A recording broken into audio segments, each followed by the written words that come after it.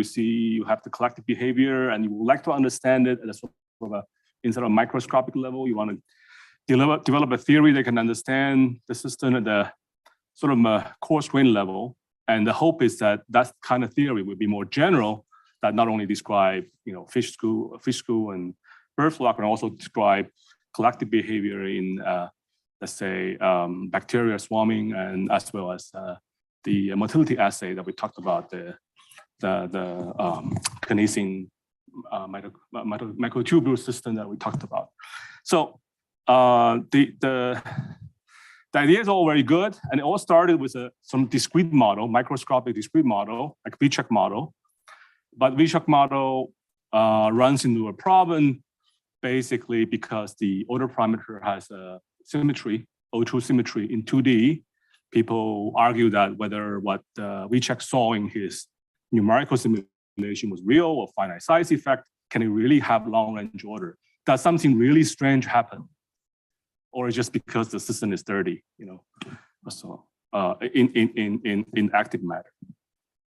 And the basic argument against the ordered state in 2 dimensions with the order parameter having O2 symmetry is basically the Mermin-Wegner theorem, which basically says if you have broken symmetry of O2, order parameter that hold O2 symmetry, if you break that, then there's a soft mode, right? So you can go to a very close by, there's another ground state, if you wish, that actually is very close to you.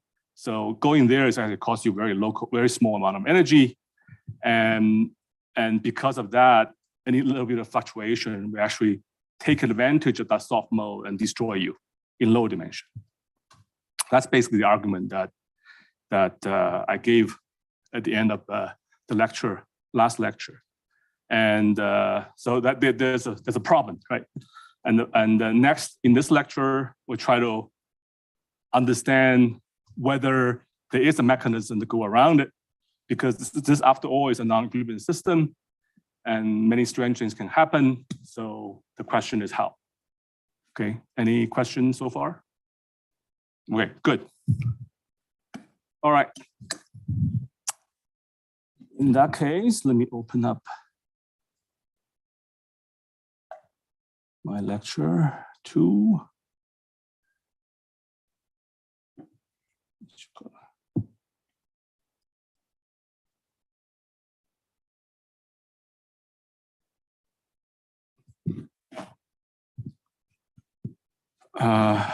Okay, how do I make this a full screen?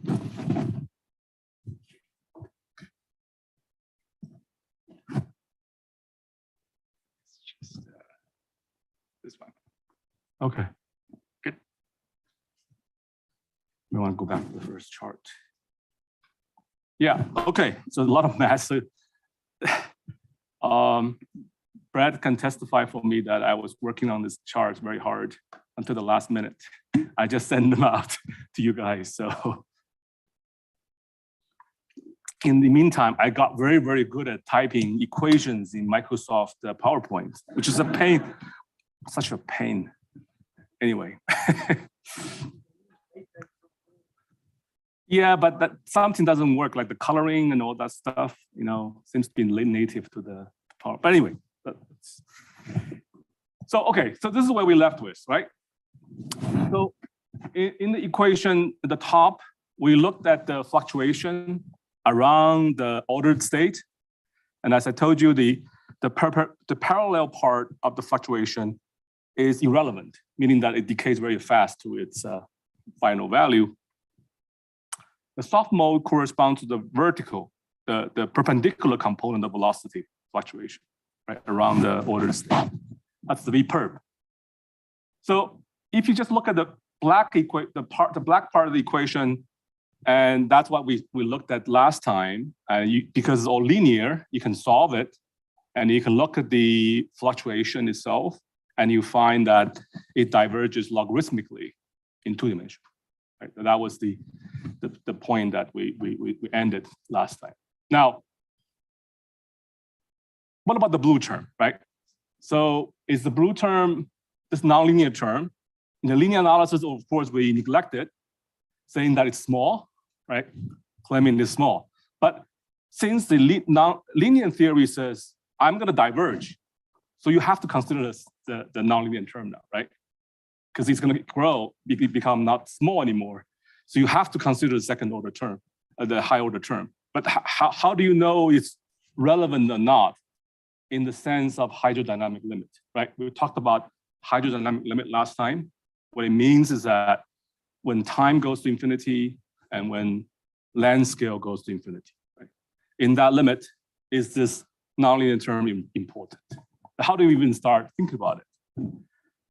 So there's a very important concept called scaling in physics, statistical physics. Basically, in order to understand whether this term is relevant or not, you do some scaling analysis, right? So you say, okay, let me go to a larger length scale by scale my x, a perpendicular x, by a factor s. S is bigger than 1. So I'm going to a larger length scale. Correspondingly, I need to scale other coordinate, other variable and coordinate, right? For example, time. I can scale my time with exponent z, which is just some exponent to be determined, right? That's still a scale transformation.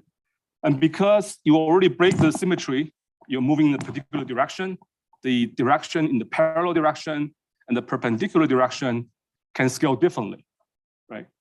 So therefore, for the parallel direction, you have a scaling exponent. What is this called? Zeta? Zeta, okay, zeta, good. Zeta, that's what we call anisotropic exponent, right? It's telling you this direction is scaling differently. This is a parameter, right? It remains to be seen whether it's different or not. And of course, V-perp, being the fluctuation, it can also scale as your length scale and time scale becomes bigger, right? And let's give it an exponent chi. Is that right? Chi, okay. Don't know my Greek alphabet.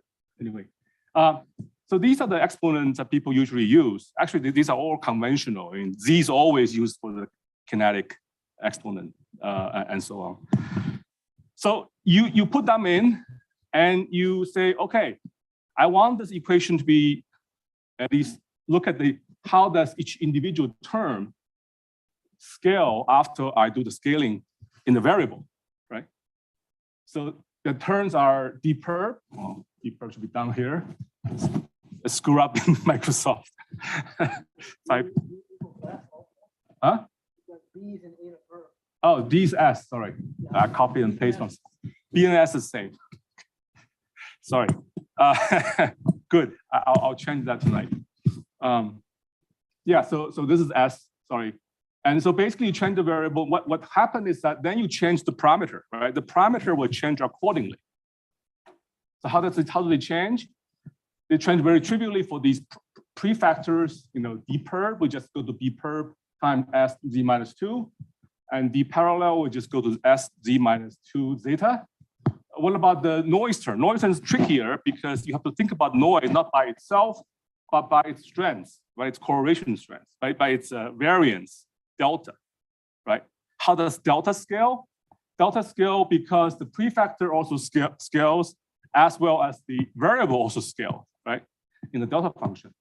So you have the 2 times the prefactor scaling exponent minus, because in delta function you have to bring it out, becomes negative exponent, minus d minus 1, have d minus 1 perpendicular direction, minus zeta, the parallel direction, and minus z, because of the time dependence here, right? So that's how the noise strength scale with S, with this ugly exponent. Right? Now, the linear theory basically says, okay, what are these exponents? If I want this equation to be invariant under the scaling transformation, if I only consider the linear term, right? So for the linear theory, the scaling exponent can be determined by just requiring these exponent for the linear term, including the noise, be invariant, to be zero, basically, right? You have z minus 2 equals 0, and you have, I have a pointer here. You have a pointer, physical pointer? Yes. Huh? On the table. Ah, here. Oh, yeah, so you actually can, right? Z minus 2 equals 0. This exponent equals 0, and this goes to 0. You can determine, you have three equations, you have 3 exponents, and you figure it out. Z equals 2. What does it mean? It means diffusion, right? Plain old diffusion. Zeta equals 1 is isotropic. A linear level is isotropic. That's why, Numerical theorem works and all that. And chi equals 1 minus d over 2. This is the important one, right? The linear theory, chi equals 1 minus d equals over 2. What does it mean? It means that at d equals 2 is 0. When it's 0, it actually goes logarithmically, right? Scales logarithmically. So that basically means that when d is less or equal than 2, this is actually positive. What does positive means? Positive means that, I may have said it, that the fluctuation of the velocity fluctuation increases as your scale goes up, right? So that's bad. That's actually basically what the Numerical theorem is telling you. Okay. Well, let's steer it for a moment. Okay, that's good. So you figure out the linear scaling.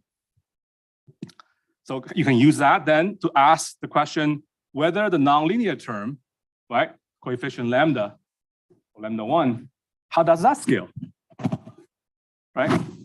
So this scales like z plus chi minus 1, which is 2 minus d over 2. Well, that's good news, right? That means when d is less than 2 or less than 4, this exponent, the scaling exponent for lambda 1 under the linear theory, it becomes positive. Means that it becomes more and more relevant as you go to higher and higher scale, larger and larger scale, right? So you cannot ignore it. So that's the first thing we realize, that linearized hydrodynamic theory breaks down for dimension less or equal than 4. Yes?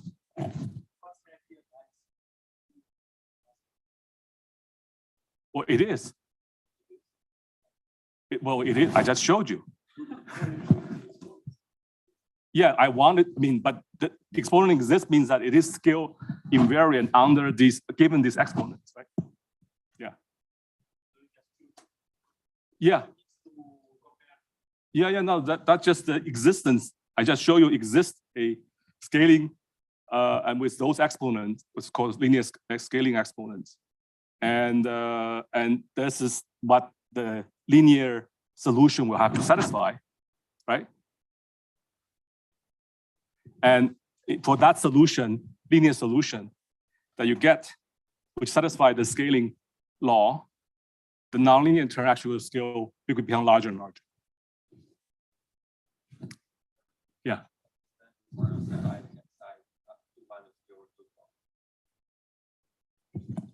Oh, this one? Yeah. You just plug in these guys in here. So you still assume that those are. There was what? That those are exponents. I assume nothing. I'm just saying, if I only consider the linear term, let me use that solution and I evaluate the irrelevance of this nonlinear term. So I'm using all the exponent, I'm using the linear theory exponent to evaluate. If you later find out these exponents no longer stay at the linear value once you consider the nonlinear term.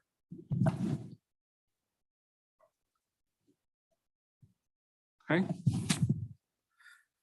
Okay, so hopefully I convince you, at least you're aware now that when dimension less or equal than 4, the nonlinear term is actually relevant in the sense that when you go to larger and larger scale, the value will increase if you keep at the linear solution. Yes.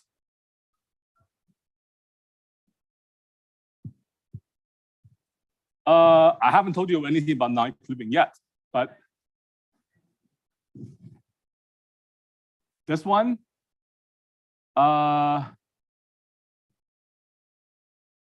no, because remember, Navier's co-expression applies to the original velocity field. This is the fluctuation around the already symmetry breaking solution, right? Yes, absolutely. In this case, for this particular problem, not for Heisenberg model, XY model. So symmetry breaking by itself is not.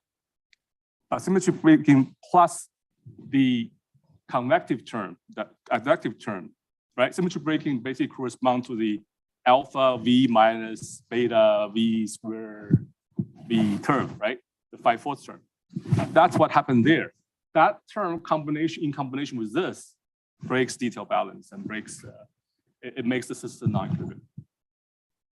Well, I'll get to that later in the last lecture.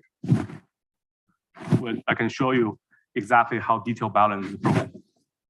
But this can be seen also very clearly that you can write down the original equation without the perturbation. You can write down a potential on the right-hand side, but the left-hand side is not included. So you can basically the dynamic equation, original dynamic equation for velocity is not a conservative equation. Doesn't go down gradient. Yeah.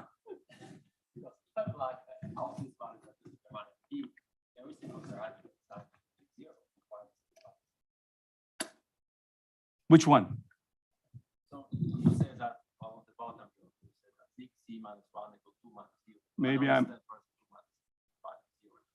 Maybe I made a mistake somewhere. Could very well be true. I mean, by definition, I can set 0 because it's set 0. No. I set these exponents to be 0. This 0, and this guy to be 0. Yeah. And where's and this one I understand. So yeah. One I understand. So I can set. So what is not understood?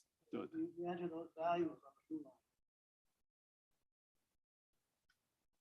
There's 3 variables, right? Z, zeta, chi, and you have 3 equations. And you solve them, and that's the result. That's the blue one. Yeah. The red one is you plug in these results into here, okay. and you get this number. I think this is actually wrong because I get 2. Okay, sorry. One, Well, I think I'm missing something. Maybe z over 2. Anyway, so d minus 1. Okay. Anyway, okay. So all right. Okay. All right. So, but this is important. Let's understand. So this is actually the very, very starting point. And yes, as you see, as you go to more, sophisticated technique about using RG, these are the linear term. These are the leading order term. And then you go to corrections, right? These are exactly the leading order term, the scaling. And that's coming from what we call, obviously it's not trivial. We call trivial scaling, meaning that's linear scaling. That's part of the RG. Okay. All right, so let me give you an example. Why do we care about scaling at all, right? I mean, scaling is actually very good, very powerful. Give you a very simple example. If you want to solve this differential equation, dy dx equals x to the n. Well, you guys are all smart, integral and differentiation. You just integrate it, right? And you get the answer.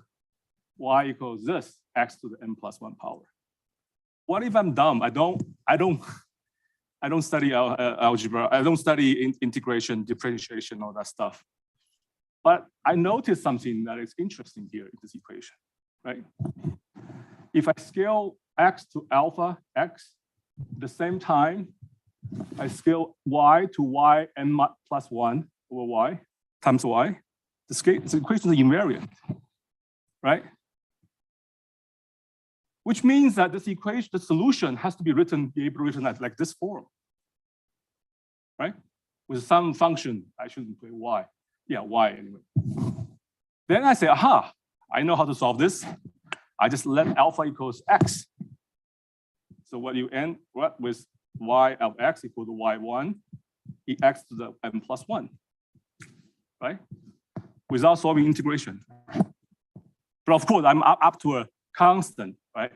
So anyway, you get the right answer up to a constant prefactor without doing any integration. That's the power of scaling law. Well, one power of scaling law that we like. Okay, why I'm telling you this. At the end of the day, this is what you want to get. You want to look at the fluctuation of the speed and its correlation over distance, right? And over time and over distance. And it's a horrible thing to solve, right? It's impossible. The second best hope is that you can find some scaling law, which says, well, okay, if I scale everything by the distance between in the perpendicular direction, right? Scale that distance, but my S is basically X per minus X per prime to different distance, point in space. And my correlation function is actually invariant if I scale the difference in time by this scaling factor to the z's power. And in the parallel direction by the same factor with a zeta. And of course, the V has its own scaling, a scale with 2 times chi. Okay. So you hope to get that in the hydrodynamic limit. You hope to reach this. You want to obtain a solution like this. You want to have a scaling relation like this. This is called scaling hypothesis. This is a hypothesis, right? We want to get there. And these are all the different exponents. Chi is velocity fluctuation exponent, if you wish. And somebody mentioned KPZ equation the other day. So this is also called the roughness exponent. Okay. When it's bigger than 0, the system actually the velocity fluctuation actually diverges. Z is the dynamic exponent. Zeta is anisotropy exponent. And what we really want to get is the chi in terms of whether the order state is stable or not. What we really want to get is the exponent chi, right?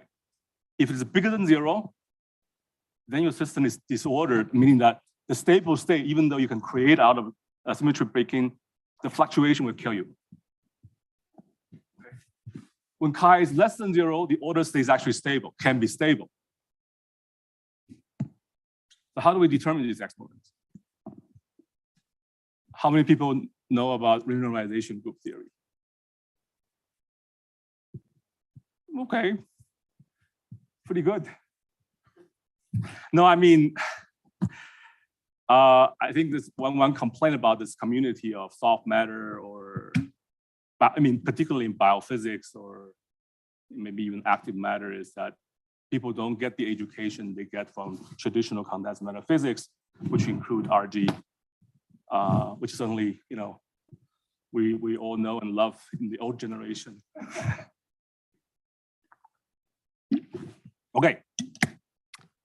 So this is the sort of the very celebrated theory by Wilson and other people. Kalanov started in real space and so on. That won Wilson Nobel Prize, which is a very, very at the core of it. It's a very important idea. Forget about the technical aspect. Okay, so I'm not going to tell you anything about the Feynman diagram, but it's just a perturbation theory. Feynman diagram is just a perturbation theory to me. Okay, so nothing more than that. But the idea is very essential. Now here's the idea. I mean, I don't have time to go. Okay. First of all, the idea is about coarse graining, right? You want to go from one, so that's what we're doing with the scale transformation. We want to go to one smaller scale to a slightly larger scale and so on. So what we really want to do is to go from smaller scale to the biggest scale possible, but we cannot really do that in one step. So we do it gradually, you know, iteratively, one step at a time, okay? So in this case, how do you do that? You basically imagine you have all the degree of freedom in all the different scales. You just want to integrate out, meaning that you average out the degree of freedom that actually is at the coarser level. And this is actually essentially the very basic idea that motivated Katanov to do the real, what we call the real space RG, is that he actually doing blocks by doing block spin, using the Ising model, he actually created a spin that actually encompasses 4 nearest neighbor, that's 1 block, and define a new spin there. And then based on that, he actually was able to construct, but then if you do that, the coupling constant will actually change from one level to the next, right? So you're actually able to write down approximate iterative equation as you coarse graining the process from a smaller scale, larger scale, a block spin of 2 by 2 up to block spin of 4 by 4, and so on, right? So that was the original idea. It didn't go very, very well because it's very, very terribly hard to do it. So I think we also had the right idea that, oh, why don't we do it in K-space? Then you have a shell, we can integrate over in K-space, it's much more convenient. So the real space is the basic the idea you should have. And technically, the K-space is what you should carry out the calculation. But the idea is the same. They basically, in the K-space, you are the larger K, right? So the smaller scale. So you have a shell from a larger K0 to a little slightly smaller scale, smaller K0 divided by S. And you basically integrate in your integration of over all the K space, you just integrate out that thin shell, okay? And after that, you rescale your variable and your problem go back to the original scale, except that your parameters has changed, right? By integrating out the mode in the thin shell, you have added additional term to various part of your equation, term of your equation. That's basically what happens. So you can think about in the parameter space, once you, as you do the coarse graining process, it's like every iteration of coarse graining corresponds to a one-time step. Now this is not time anymore, this is scale. That your parameter is moving in that parameter space, right? Every iteration, you integrate a set of mode, you rescale your variable, and you go back to the same original scale, and then as a result, your parameter changes, right? So this iteration in RG operation, if you wish. So the equation of motion for the new variable,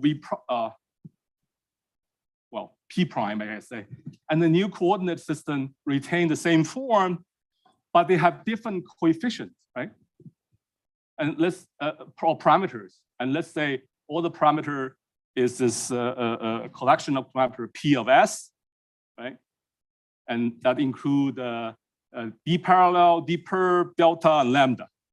So imagine you have the same equation, but your parameter changed as you iterate, as you coarse graining, right? So P of S is after you do the coarse graining by a factor of S. The new parameter P of S is basically some operation on the original parameter. And this operation is renormalization transformation, right? And it's a group because if you do it S and then S prime, it's the same as doing, if they are sufficiently close to 1, it's the same as doing S and then doing S prime. What's the same? Okay, sorry. Okay, all right. So you can turn that basically, okay, now you have this, right? Now you got this. You say, well, okay, if I assume in the original scale, I have parameter P, my correlation depends on, of course, depends on the parameter P, right? The collection of all the parameters. Then I say the same correlation function can be determined at the new coarse grain scale. Since I only worried about the long length scale, I don't care about this. I actually chipped away some of the small, more fine grained microscopic scale. So at the long time scale and long length scale, these correlation functions should still retain the same form, but with different with the scaling exponent, right? Remember how to rescale my part of the operation is to integrate out certain modes, right? And also rescale my order, my variable. So these are the rescaling exponents. But now you do that, but you have to use a new different set of parameters, PS, right? So PS is not equal to P because the parameter has changed. Okay. So that's not a really true scaling form, right? Because you say, okay, you are using a different set of parameter. You're not going to get the scaling that you want. But what if after many iterations of RG operation, your parameter gets to a fixed point? Right? That means, okay, then you have at the fixed point, after that length scale, after that coarse graining level, you have a P star on the left, on the right. You have all the nice thing about the X of the scaling. You can do my original trick that, okay, I just set S equal to this. I plug it in, and then recover the scaling law of the correlation function that I wanted to have. I mean, I was targeting it, assuming the RG actually reaches the fixed point.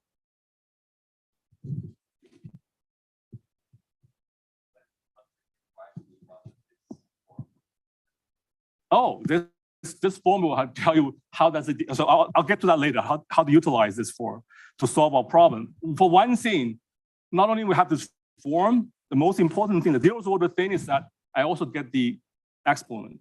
Remember I said, if I get the exponent, and then if I know it, if I find out it's negative, I know that the Memon equilibrium breaks down in dimension 2. If it's positive, yeah, okay. So I'm long range order cannot exist. That's the first order business. But as you see later on, this has a lot of utility beyond showing that the order state is stable. All right. How are we doing here? Okay.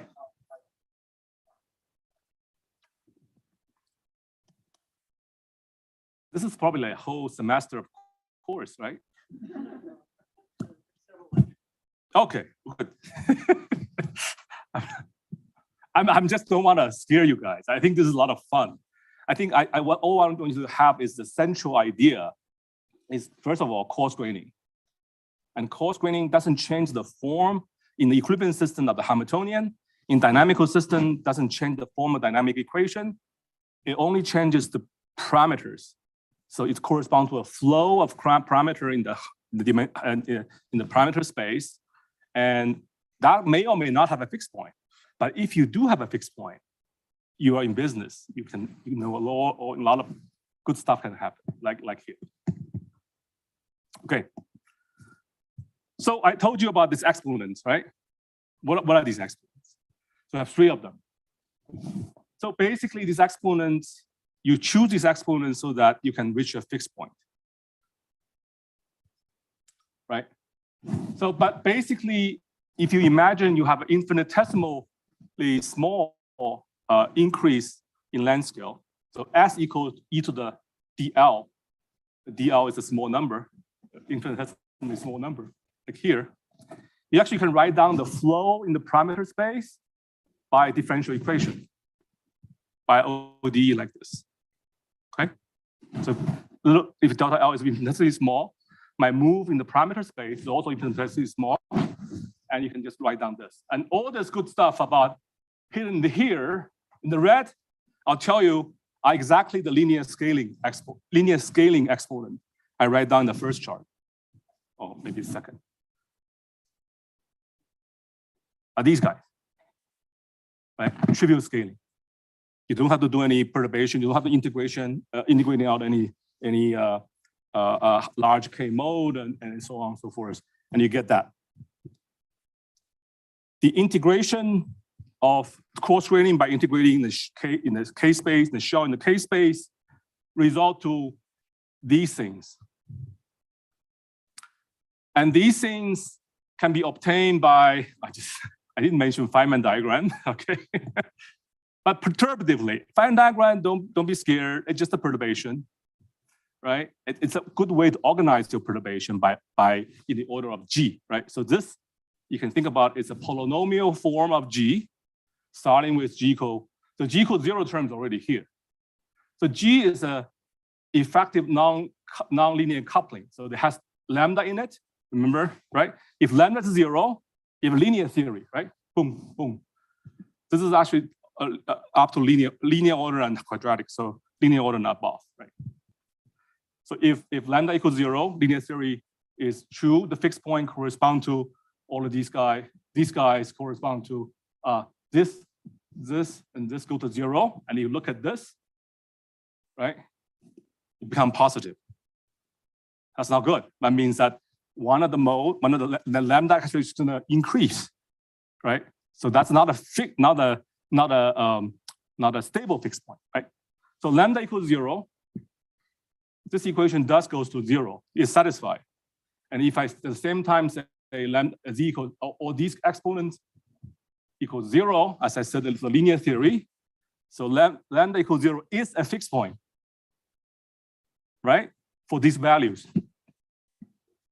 I'm showing you next slide. So if you write down the equation for the nonlinear coupling G, you get one single equation, dg dl equals epsilon. So I'll tell you what epsilon is. Epsilon is 4 minus the dimension, right? Plus a function of this form that's sort of the linear combination of all the other G terms due to coupling, but it's order G, right? So you see G equals 0 is a fixed point. G proportional to lambda, remember. G is the nonlinear coupling constant. G equals 0 is always a fixed point, but when dimension is bigger than 4, right? When epsilon is less than 0, above 4 dimension, this is actually a stable fixed point, right? Which means that G equals 0 is stable. If you start small, if you go to 0, the nonlinear coupling is irrelevant. That's what it means, irrelevant. It comes out here, right? But when epsilon is bigger than 0 or d less than 4, this fixed point becomes unstable. It has to flow somewhere to what we call a non-trivial fixed point. It's a finite G star, which will determine all the other, a new set of exponents, the non-linear exponents or non-trivial exponents. Right. Okay, so you want to take a breather? I need to take a breather.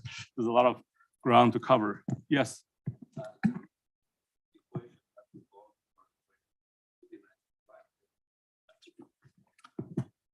Those are not okay. So I wrote down the two equations for convenience. You can write the whole thing down in high dimension, any dimension you want. Yeah, but then No, the relevant term will still be the same. The relevant term. Yeah. Okay. Okay. All right. So the first thing we figure out is that the critical dimension is 4. Below 4, the nonlinear term is relevant, is important. You have to consider it. Yes.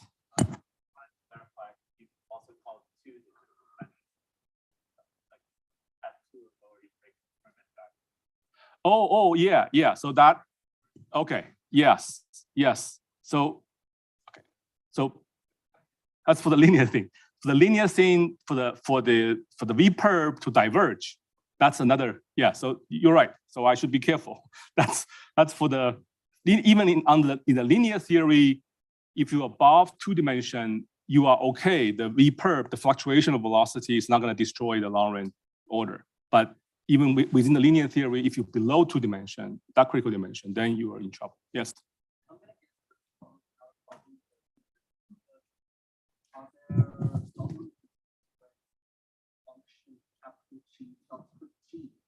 Uh-huh.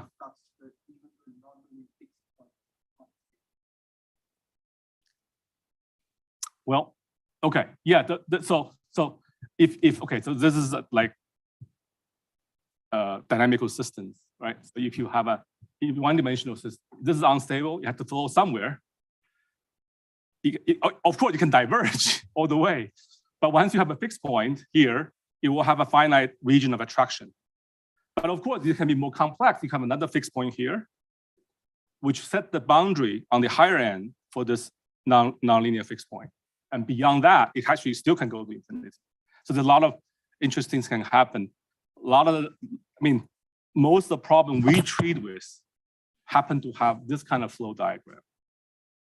Okay, but that doesn't say very much, especially when you are d equals 2, because it's very far from, so what people use in this business is what's called the epsilon expansion, right?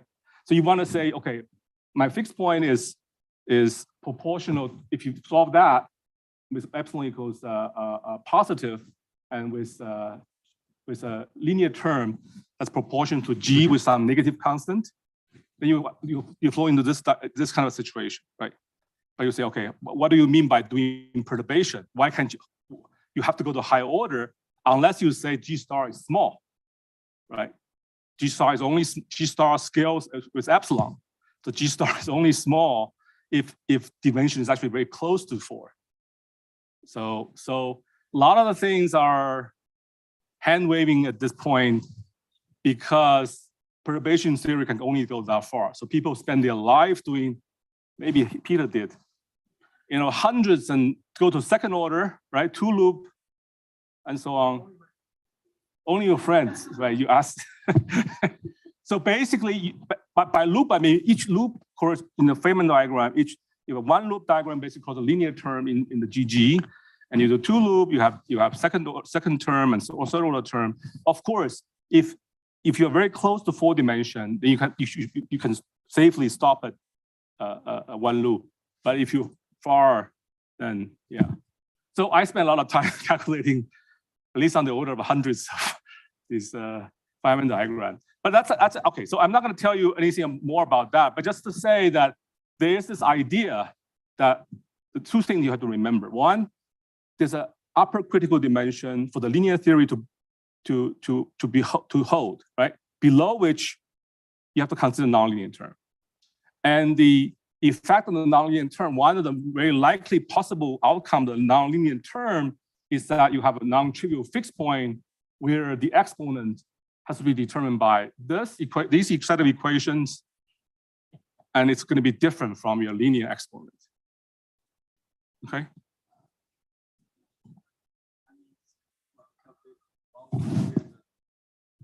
Say again? When we calculate the Feynman diagram, at least we No. You have a Green's function, and you have the vertices, and you have just, right? I mean, yeah, you have a dynamic, exactly. So basically, you have the output, let's say V-perp equals some Green's function times some input, which is noise here, right? You just want to calculate the correlation, so you just have to have a correlation between the two, and so you do perturbation. Okay, so yeah.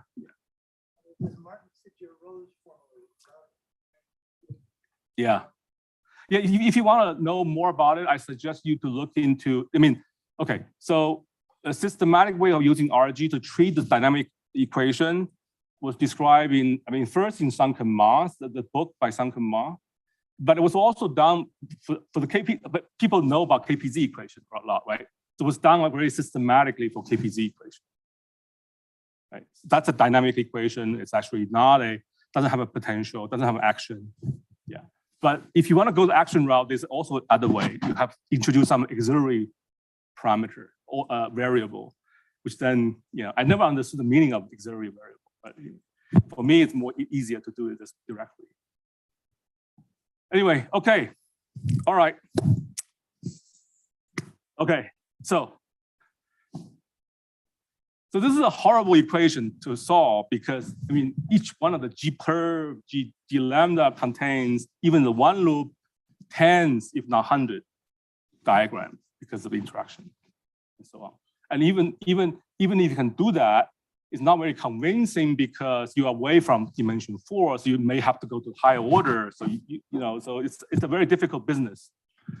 But fortunately for 2D, we have found some nice, interesting trick or property of the nonlinear term that allow us, at least for the lambda 1 term, I just lambda 1 neglected here, that actually allow us to do something magical, right? If you look at the nonlinear term in 2 dimensions, there's only one perpendicular direction, right? Parallel is taken, only have one other direction, perpendicular. Look at that advective term, lambda v perp, grad v perp. It's a complete derivative, right? So in the perturbation, you should immediately realize that, so therefore in K space, this term contains K perp, right? So any correction due to the nonlinear term we should all be proportional to K perp squared. Why not? K perp is not symmetric. K perp squared. And you look at all the terms in your equation, none of which contains K perp squared, relevant term. Right? So which immediately says, well, okay, your correlation, your noise strength is not normalized.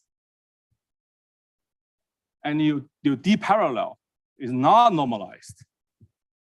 Right? You're 2 down. And then the last trick is that you realize, even though it doesn't have a real Galilean invariance, you have what we call pseudo Galilean invariance. If you change your V perp by amount V0, again, this is a scalar, right? By number, and X perp goes to X perp minus inside. Galilean invariance would be minus V0 times T. You time multiply by lambda, you plug that in back to equation. It's actually invariant under that operation for arbitrary V0, which tells you that lambda is not normalized. So you have three down. That's only that's you need. All you need because you have 3 exponents, right?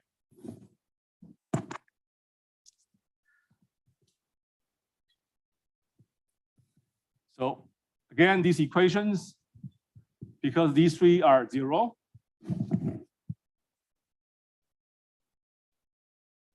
you get an exponent. A D dimension equal 2. I mean, you're right. I should not write D in general. This is actually only valid in D equals 2. Right? These relations. And you find this is what you want. This is what the first thing you want. Chi equals minus 1/5. Z equals 5, 6, 6, 5. 6/5. And zeta equals 3/3, 3/5. Okay. So this is the good news. Chi equals minus 1/5, 0.2. So long range order is stable in 2D flocking system, at least in the model that we treated. We did do the.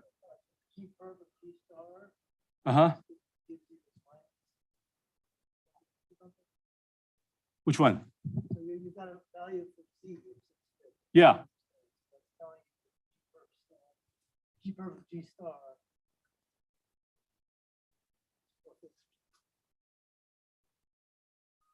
Try to understand what that is. It's You have to compute G perp of G star no. to get C. No. You have 3 equations because you don't have to follow G star. You don't have to know G star at all. Right? That's the beauty. So this equation is also satisfied last equation because G star is yet an unknown. I just don't have to know it. Yeah. Yeah, that's a G star. Yeah. G is equal to lambda some other horrible stuff. Right? G is the sort of rescaled coupling constant, if you wish. Non-dimensional coupling constant.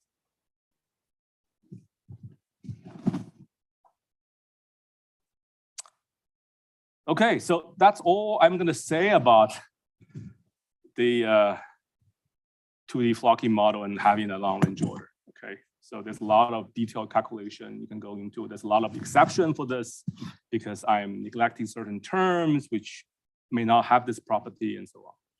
So, but this is just really I think the take-home message here is really about the relevance of nonlinear term below certain critical dimension, And once that happens, you have the possibility to have non-trivial scaling, right? Which actually could save you from this Mermin-Wagner theorem. And in this case, it did happen.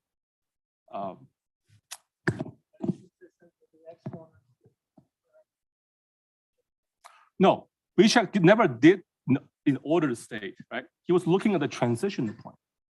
We're looking at the fluctuation in the already ordered state. We did calculation of it. So I'll show you a little bit of that. Verification through numerics. So next. Okay, so far so good. Yes.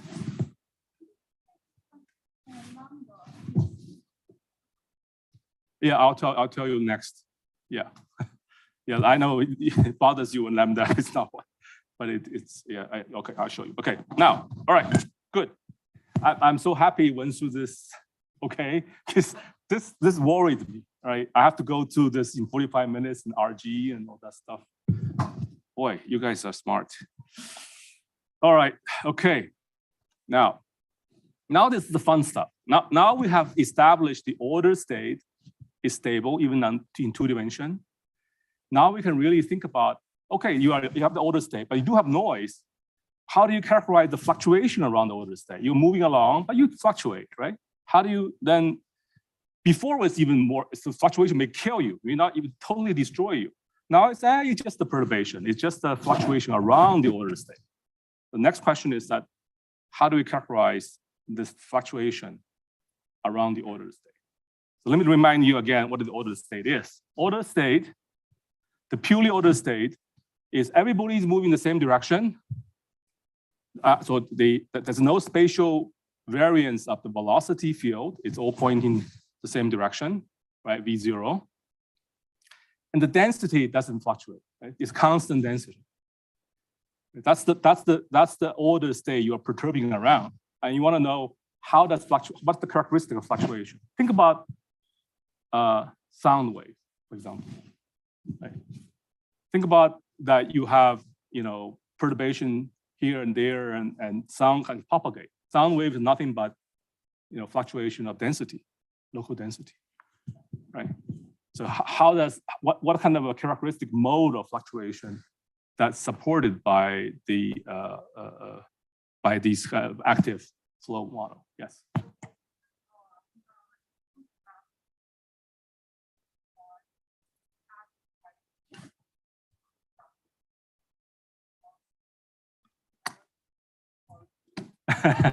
Yeah. Okay. Intuitively, I have a lot of hand waving arguments. Which one do you like? Here's my favorite. Yes, here's my favorite one. It's convection. It's related to convection. Is that okay? Mermin-Wagner theorem says something that's important. It's that the interaction has to be local, right? Here, at any instance, interaction is local. But because of the vection and the velocity fluctuation, I'm not local with you. I'm local with you now. But next moment, I may be local with you, right? So over time, it can interact over distance. And how does you translate time and distance? With advection, right? So there's a connection between, having only local interaction in a steel frame. That's why if you don't move, right? Imagine your velocity is 0, go to 0. And you don't, this is what John likes to say. What is this? What is it? The pointers don't align, but the movers can, or something like that. The pointer basically means if you just stand still and you have nearest neighbor, and everybody wants to point, you want to point the same direction as your neighbor, but you make some mistake. And it turns out because the Mermin-Wagner theorem, you can never point the same direction. But instead of just pointing, you actually move. Then order will happen. That's basically the intuition. But my interpretation is that over time, interaction can be long-ranged. Yeah. This could all turn out to be not precise, but I think it has the right feel to it. But then you have to go back to equations, right? Okay. The next half an hour or so, let me tell you something actually fun. So now we have established the order state is stable. Let's look at the fluctuation. Let's really look at the fluctuation around it. What kind of mode that it propagates through. So first of all, again, the fast mode is dead and not dead. It's not interesting, right? You can write down. It's a very fast in the V parallel, in the parallel direction. The fluctuation parallel direction is actually directly can be written down as some constant d rho times because it's a compressible. It basically it corresponds to the derivative of the rho, the fluctuation of the density, which in the parallel direction. Okay, and this constant equals sigma 1 over 2 alpha. Sigma 1 is the coefficient of the pressure. Pressure is the sum of all the delta rho to some power and the first order term. This is basically sort of a compressibility, right? Incompressible fluid will correspond to sigma 1 goes to infinity. So we'll come back to this. Sigma 1 is basically control the sounds, the original sounds. Okay. Vperp is a slow mode, have a slow mode because of the Goldstone, right? The Goldstone mode is slow. D rho is also slow. Why is that?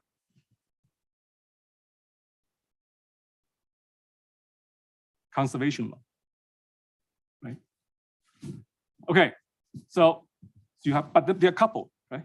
Because the grad P term, the pressure term, quote unquote pressure term, and also the advection by V. So they are coupled. But each one of them have a damping term. So basically you can solve this coupled linear equation, right? This is the driving only on the V. This is conservation. Right? But remember, the only thing that the nonlinear term comes into this is that it actually normalizes the D perp. Remember, all the other term except D perp is normalized in the D equals 2. Right? D perp is normalized, and with this expression, asymptotic. I mean, in a small Q limit, a long wavelength limit. All right, so you have this coupled equation. You can solve it. After you solve it, you can look at the density correlation, right? Density fluctuation correlation in the Fourier space.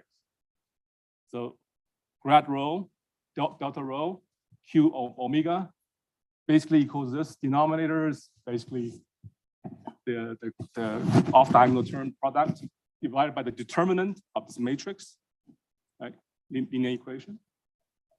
And the determinant of the matrix denominator is basically have this ugly form. But it's actually a very interesting form. Leading order term, the quadratic term is here. And this is the high order term. And how do you understand these? You look at its poles, right? Look at its poles. You look at the pole by setting it to 0, and you find that the poles has two parts. One is the real part, which will be linearly proportional to Q. That's your sound wave. That's your wave propagation. And that's the wave speed. You have the imaginary part. That's what's that? Damping, right? Dissipation of your wave. Okay. So where do you get this velocity, sound velocity? By setting this first part equals 0. Where's my ruler? Here. Set this equal to 0. The dominant term, you get this 0, and you get the velocity in a given direction, theta. So this is your flocking direction, right? And if you're looking at a wave propagating in the direction Q with an angle theta Q with respect to the moving direction, that's the speed you get. There are two of them, right? So what it is telling you is the following. If you look at the spectrum, if you look at the correlation function, C of rho, I just wrote down, it has an ugly form, right? But if you look at versus omega, it has this form. The peak corresponds to a wave, right? The location of the peak is a wave, and because it's actually corresponds to some constant wave speed times Q in that direction. And you have two of them, C minus, C plus. And the width of this under this peak give you this is the damping, how measure the damping, right? That's the imaginary part. Remember, omega equals this thing plus I times this thing. This is the damping term.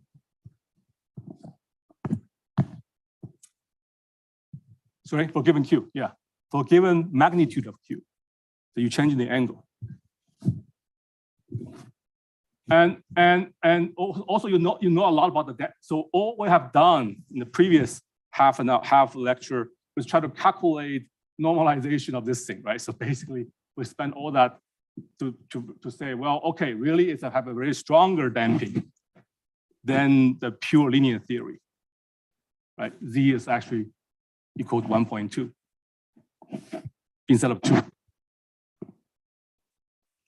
Okay, so we did do some numerical experiment, numerical simulation. Yeah, yeah, yeah. And not just that, it sent out 2 waves because the coupling between the V and the D of the row, you have 2 eigenvalues. Yeah, yeah.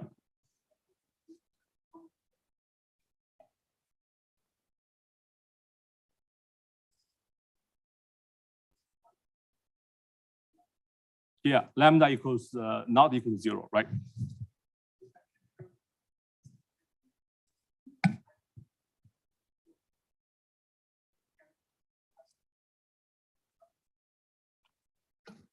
True. The alpha beta so both the alpha and the beta. The first of all, the 0th order thing is that alpha has to be positive, meaning that you have to have a finite speed. So that takes energy. And then once you have that actually, instead of just looking at the right-hand side alpha beta term, you look at the effect of that act on the active part. That's where the effect comes in terms of transport reduced resulting to a more severe damping. Yeah. Yeah. Yeah. It's very hard to say which term. That's why I was hesitating to say this term is because of alignment, this term because of moving. I think both of these terms, lambda term and alpha beta term, in combination have 2 flavor to it. One is alignment, one is movement. Okay. Yeah. Oh, there's no asymmetry in terms of gamma, the damping. But the peak is different because C plus and C minus are different, as you'll see. So normally that would become a normal sound wave, right? Yeah. So it's because of lambda. Yeah, I haven't shown you yet. Just hold on a moment.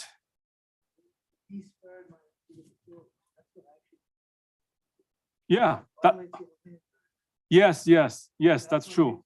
Yeah, that's an active math. That's actually true. No, you wouldn't. Exactly. Yeah. But that term does appear to matter also. I mean, the activity also happens in the lambda term just because.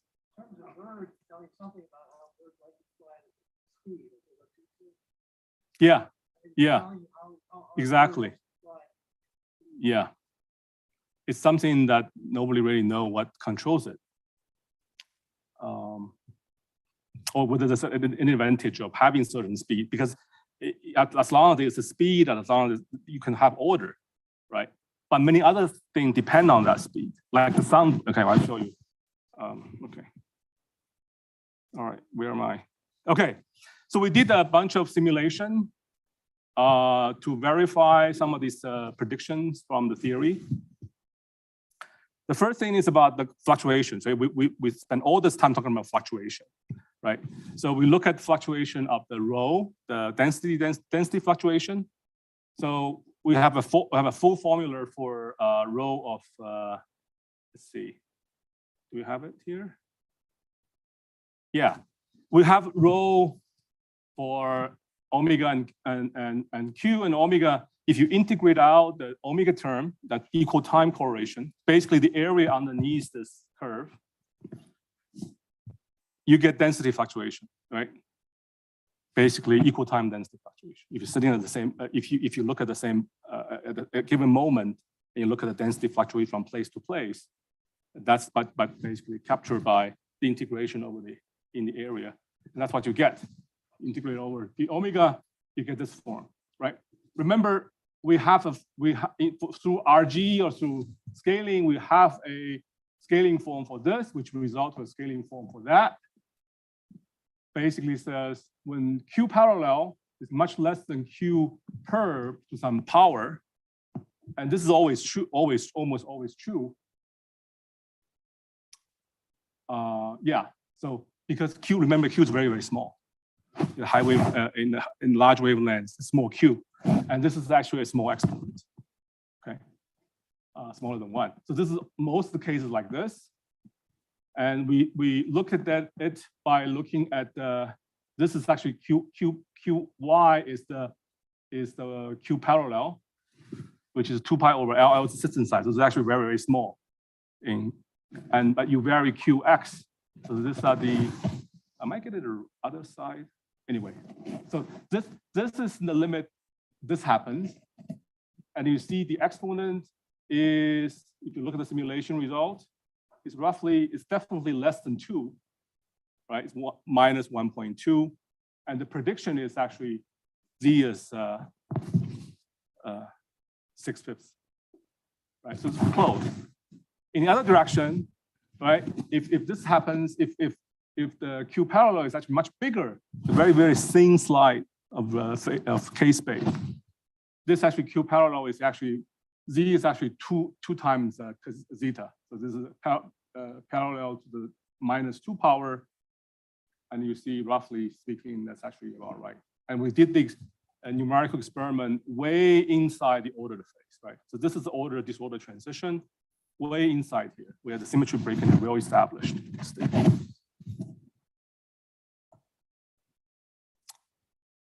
We can also look at, do one more integral, right? Integrate over all the space, EQ. You can look at what people call the giant number fluctuation. If you look at a region of size L and look at how many number of particle going in, I mean, how number of particle fluctuation versus over time, and you can compute it, it's rough, it's L to the 3. But anyway, it goes to, if your prediction's right, it goes to be very large. That's why. I mean, if it's just a random fluctuation, we expect it to be n to the power 1, but this is the power 1.8. So that's what people call the giant number fluctuation. In this system, a lot of dynamics, a lot of mixing and turning going on. We didn't do the simulation. I think other people have done that. Okay. You can also look at the dispersion, right? So if you T equals 0, you have birds, and they all look at all the birds that are in the middle at T equals 0. And later on, you look at how much they have dispersed in the Y direction. And you define this. And you can calculate it based on the scaling. So all the exponent comes into play, become useful. And you find that W square is equal to, the exponent is 4/3, right? Again, normal diffusion will be 1. So this is actually super diffusion. So there's a lot of mixing and moving going on, much beyond what simple diffusion does. Super diffusion. And look at the simulation. It's roughly the right ballpark, definitely bigger than 1. Okay, now this is the really fun part. So I talked about, yes. Oh, this is a V-check model. Yeah, just yeah, V-check model. This is our, the simulation was originally reported in '98 in the PRL, and was also then described more detail in the PRE that we published, summarizing all the work that we've done at that point. Okay, so I talked about the damping part, right? The fluctuation, that's basically the damping part, does all that. I have not yet tell you actually the leading part, which is the wave part. The linear omega equals C plus or minus Q part. The position of the peak. But I gave you the formula, right? This is the formula.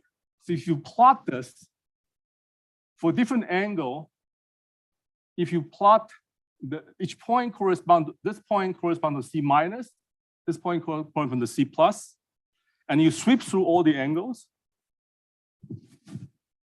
This is the curve you get. It looks pretty cool when we first saw it, right? Basically says, okay, so what does it all mean? Shouldn't be, yeah, because this everything is pushed. Oh, by the way, this is a V0 direction, right? Yeah. So you're right. So okay, let's look at the certain limit, right? So you say, what if lambda equals 0, right? Lambda equals 0, no advection term.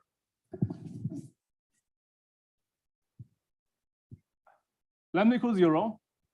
This is that plus this. I think this is basically the projection of, okay, you'll find out that there's a sound wave and there's independently they have a V0 term. They don't interact with each other. Okay, so I won't go to that limit just yet, but let's continue exploring this thing, right? So there are several directions that's special. One is actually, what if you're looking at a wave that is propagating along the direction of the flock direction, right?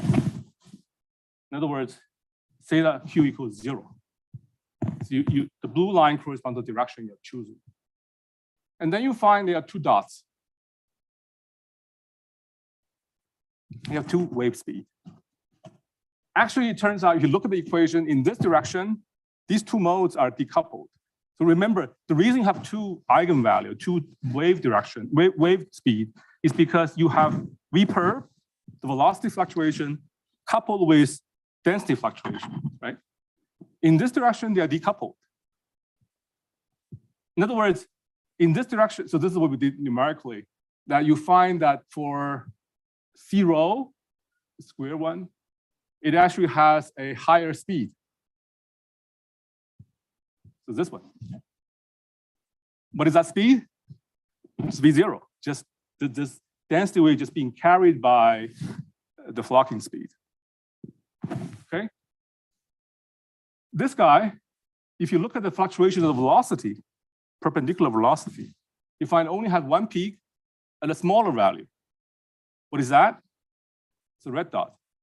That's lambda times V0.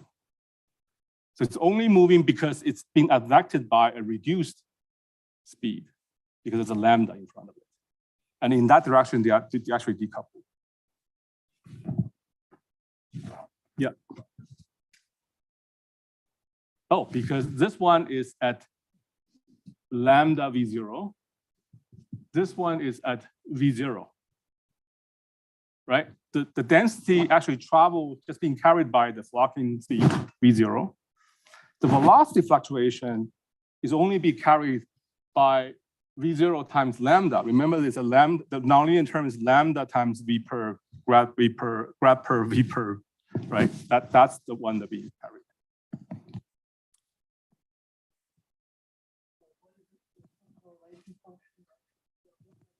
C rho with a fixed Q along this direction. Yeah. Yeah.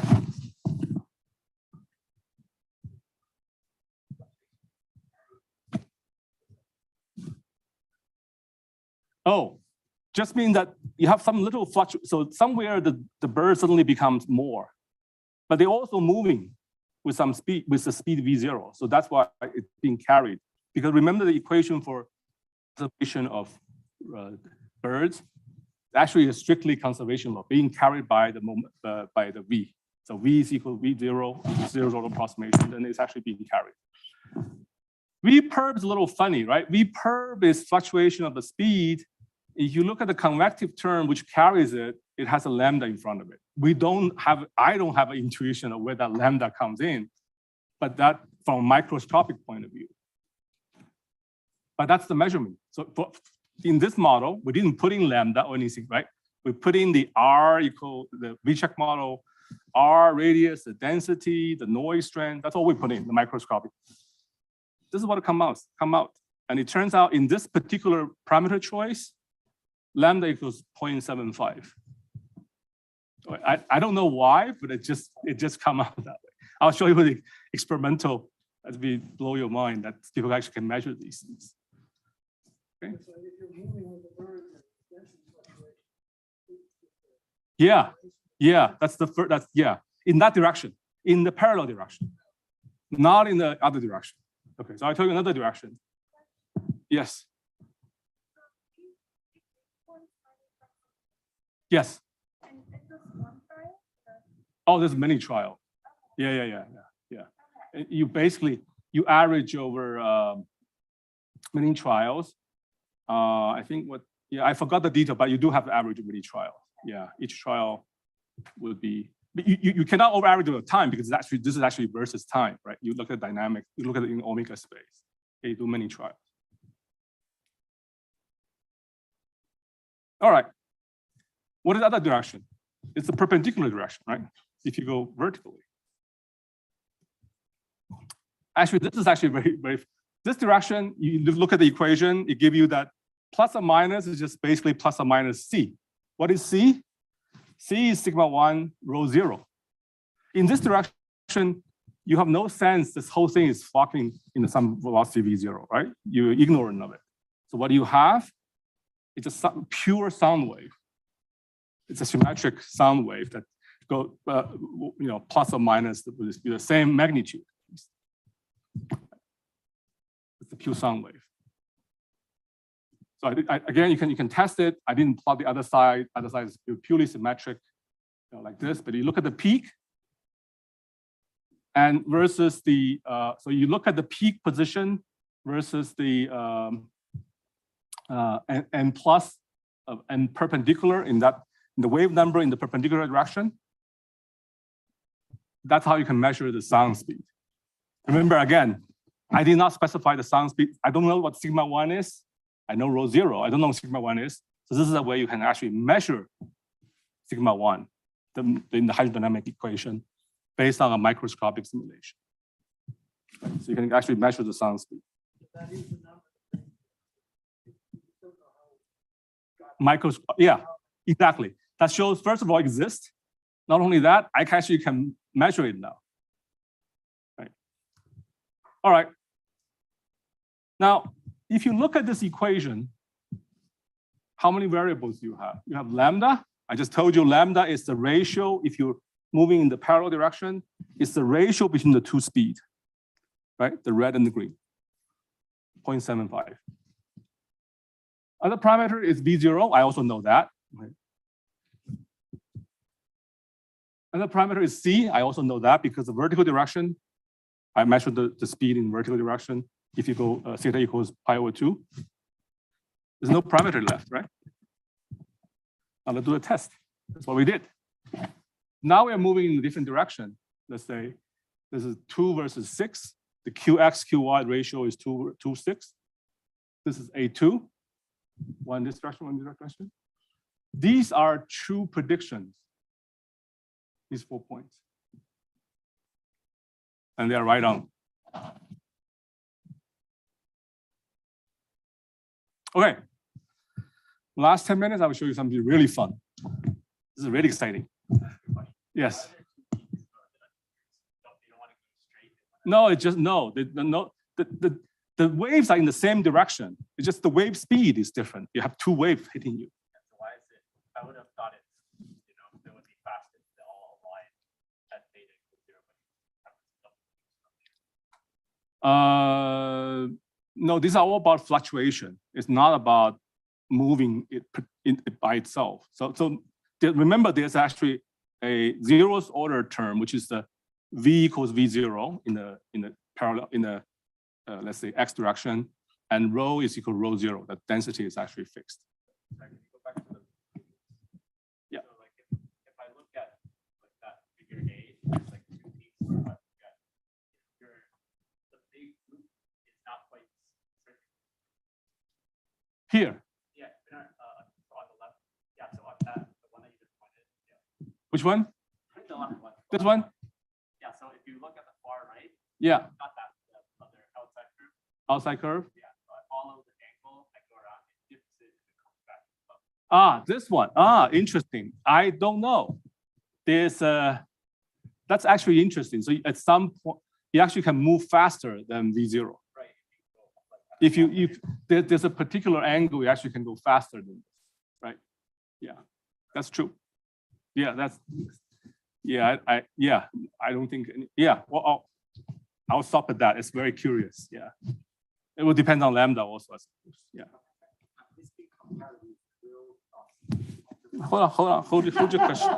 Hold your question. I'm just trying to say, these are the dreams of the two theorists, right? We dream that we not only dream, we did numerical. So in this long paper, which nobody probably read from cover to cover, which I think you should, at section 7, we said testing the theory in simulations and experiments. So this is the setup that actually we did using the simulation. Okay, so we didn't do this. I mean, we did in our annulus, right? So we said, well, okay. So maybe what you can do, we did the periodic boundary condition. But of course, experimentally, it's very hard to do periodic boundary condition. We said, okay, well, you guys, experimentalists, more practical track geometry for experiment on real flux data should only be taken from where? On here, because if you turn, there's something else going on here, right? From the crosshatch region centered on the middle of the straightway. That was towards the end of the paper. So, hey guys, do something, right? All right. It comes true. Only after 20 years.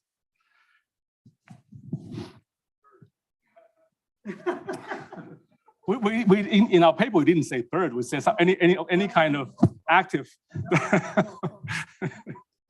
have many candidates.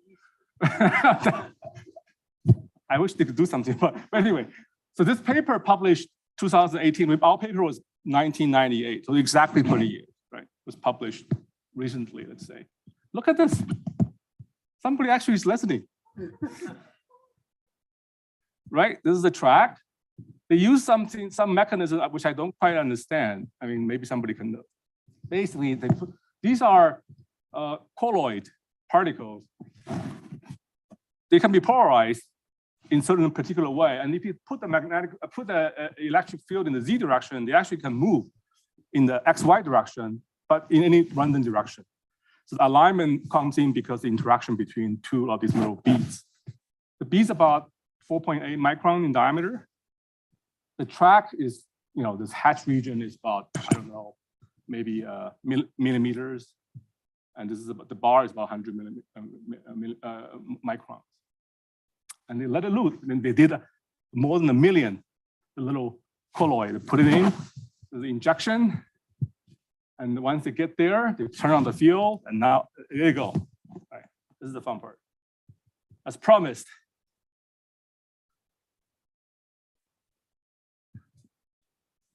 Remember, there's no symmetry breaking here, right? This is all self-organized. And this is the individual track.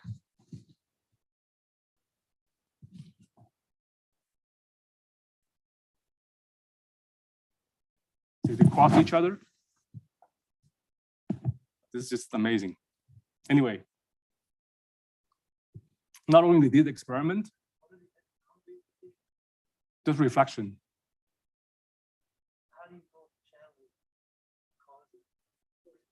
Oh, it is, but there's no left and right, right? There's still symmetry breaking in terms of this direction and this direction. The boundary just give you a particular direction, but at the very highest wavelengths, right? This wavelength. The perturbation, so that's why we said this racetrack is probably the best, not the ideal, but probably the best practical way to do this experiment. Okay. So these guys not only did that, they actually followed exactly the protocol that we laid out in the 1998 paper, step by step. Amazing. This is amazing. Never before I worked a lot with experimentalists. They never do that. No, that's the amazing part. Only when they try to publish the paper, they talk to us. So that would be great. Okay, so exactly. So what I tell you before was that you look at not just the order state, you look at the fluctuation around the order state. And that's exactly what they did. On the top, the color correspond to going, the blue ones going north, Okay, this is the perpendicular velocity. Remember, I don't care about the parallel direction, right? Perpendicular direction velocity. The blue one going north, the red one's going south, right?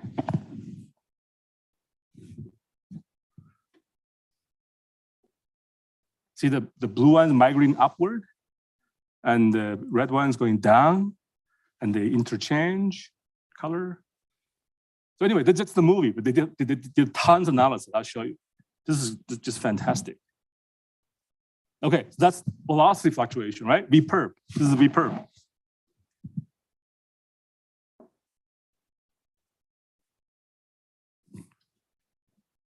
This is delta rho. They used Voronoi to figure out what each particle's local density, right? The air, 1 divided by the area is the local density. See, the bigger it is, the smaller the area, the bigger the density, the red it is. So the color corresponds to density. So you see the fluctuation of density? Just don't look at the little blocks, just the color changes, right? That just tells you, all right, this stops. That's just amazing.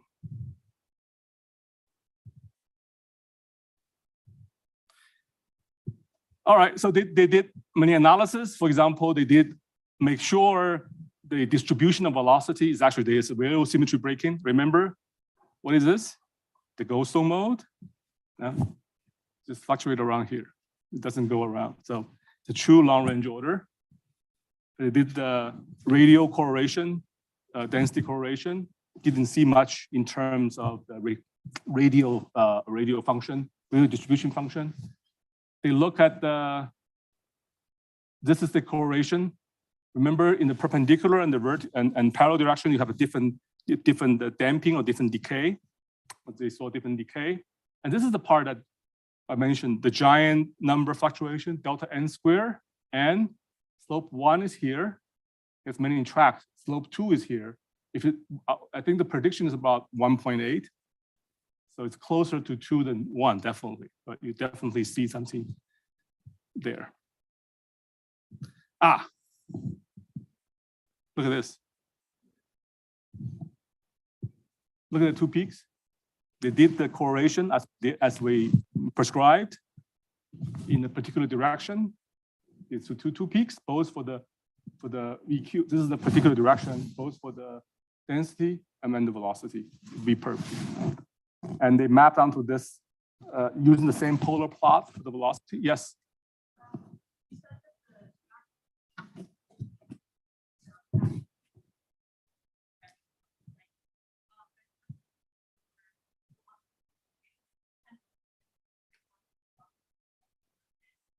Yeah, they do. No, because that's a true perturbation, but I'm just saying that perturbation happens at a very long wavelengths. It's not gonna affect, I mean, assuming you are looking at the statistics below that way, smaller, it's a little bit smaller than that wavelengths, but still larger, somewhere in between your microscopic scale and that boundary scale, then you're okay. The boundary effect will not propagate back to affect your smaller length scale behavior. That's the belief, yeah, I think. These actually correspond to different level of packing. Okay, so the density, the beads, the density of beads, going from smaller to bigger, actually this curve change. So what they do, they extract the parameters, the lambdas, sigmas, and all that V0, all that good stuff. There it is. Lambda, I think somebody asked about lambda, always less than 1. Changing rho 0. Well, by the way, rho 0 controls the transition, right? U0 is the flocking speed. So they are well into the ordered phase. Okay. And the transition happens somewhere much lower density. And they look at the V-perp, they measure it by looking at the dispersion or looking at the damping part of the curve, of the correlation curve. Yeah, so basically, by measuring the correlation in terms of its speed, the sound wave speed, and the spread of the correlation curve, they can get all the relevant hydrodynamic parameter in their system and how they depend on microscopic parameter like rho zero and so on. Amazing. Their word, not ours. So in conclusion, what can you say? We did do it first. This is actually, we're not very hopeful. I mean, this is actually after 20 years, right? So I think the field has grown a lot. But I think this is actually what they're trying to say is, I paraphrase it. I mean, okay, first of all, yeah, hydrodynamic theory works, yay, right? But I think what most importantly is that it does provide us this framework, a very powerful tool, a general framework to connect the microscopic to the macroscopic, which is what you really be interested in, right? To understand how collective behavior of active matter arises. I think that's actually pretty satisfying to see that it actually works and it actually is being helpful. Okay, thank you.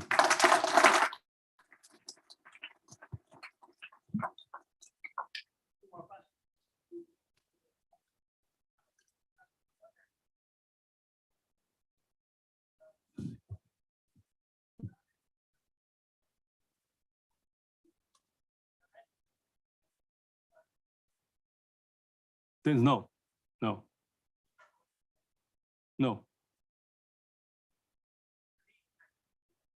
But okay, let me put one step back. For linear theory, there's always a fluctuation dissipation theorem, right? But if you put a nonlinear term in, that's out of the window.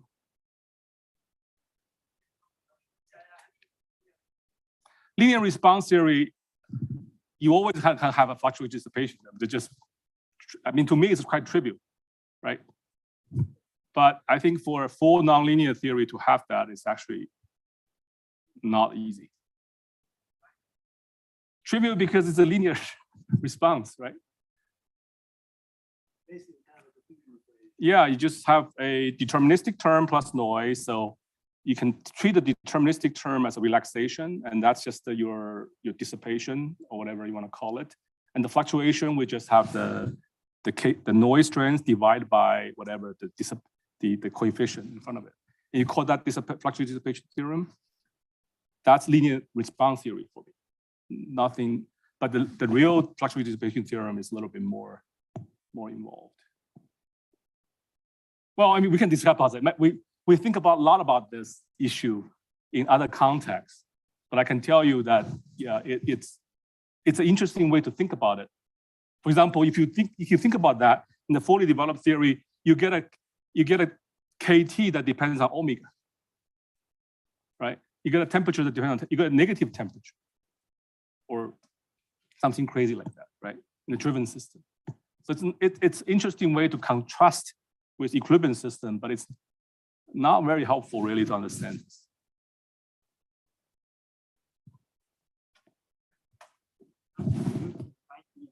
How does the colloid particle system, why does it obey the hydrodynamic?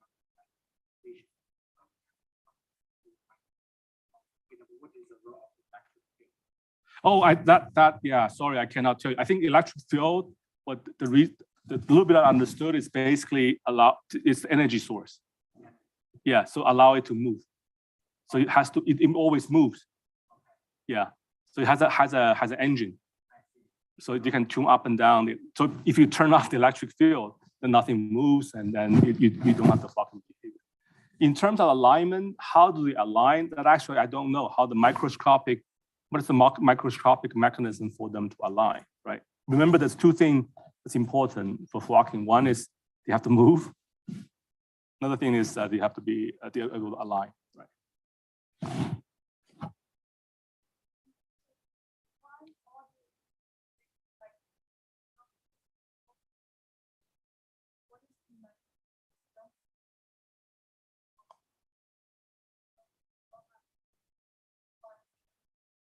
You put a perturbation, you put an external field. Yeah, you can put it like you have obstacle, right? So everybody goes in and it does show that, right?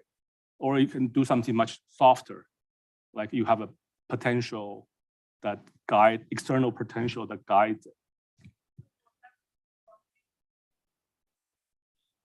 If it's, well, it will, if the system is finite, it will change it changes direction, right? If it's infinite system, then yeah, no. For finite system, it does change. And as you see in the, so the persistent time, right, goes, so T, remember, goes like L to some power. So for finite L, even though it's very large, at that time, at the time scale of L to the Z's power, it's still persistent in the same direction. But after that, it changes.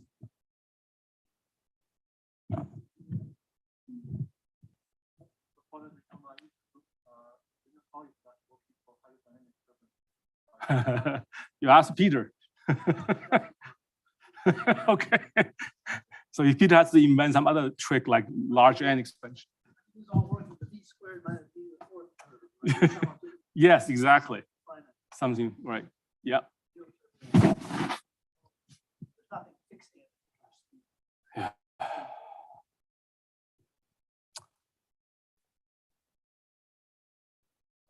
But you can see one.